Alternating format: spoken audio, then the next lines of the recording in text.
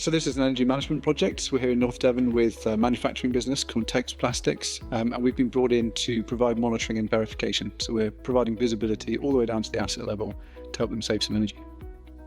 Our energy costs back about 3 or 4 years ago have actually quadrupled probably over the last 2 or 3 years. Really significant savings have been found already, upwards of 26% on their annual bills. There is actually a lot more still to find on the site, and we're looking at future phases where we'll be able to uncover those additional savings. All of those savings come from the insights and the operational changes that arise from them, from our original installation, so no further capital investment needed. I would definitely recommend anyone to get the Best.Energy and the Eniscope thing because it will save you money.